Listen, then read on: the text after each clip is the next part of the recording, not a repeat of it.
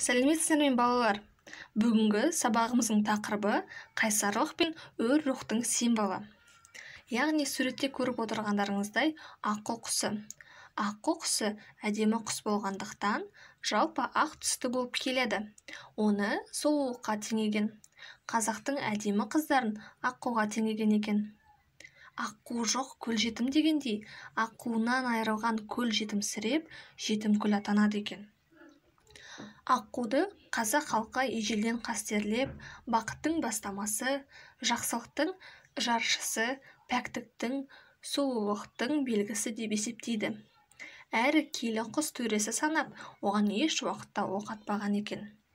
Әдеби шығармаларымызда Сәкен Сейфуллиннің аққудың айырылысуы, Мұқағали Мақатаевтың аққулар ұйықтағанда, Қорқыт Атаның, Нұрғиса Тілендиевтің аққу күйлері, аққу биі халқымыздың аққуға деген сүйіспеншілігінің белгісі болып есептелінеді.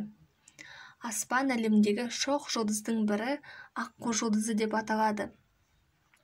Халқымыздың ауыз әдебиетінде аққуға байланысты даналық ұғымдар, аңыз әңгімелер, мақал-мәтелдер, теңеулер де жиі кездеседі. Мақал-мәтел демекші, қандай мақал-мәтелдер білеміз? Мысалға, аққу айдынын аңсайды, адам туған жерін аңсайды. Аққу шалшықтан шықса да әппақ. Айдындағы аққуды ақылды мерген атпайды.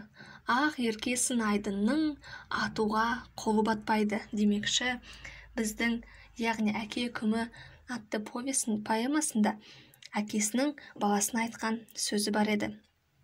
Ақын деген киелі аққу самғаған, ал ендеше аққуды атқан пендені қай атаңнан көріп едің оңбаған деген жолдарды қалай түсінесіңдер? Неліктен ақынды киелі деп аққуға теңейді?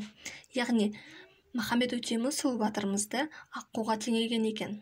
Неліктен теңеген екен? Осы жайлы өз ойларыңды дәптерлеріне жазып шығасыңдар. Барлықтарына сәттілік.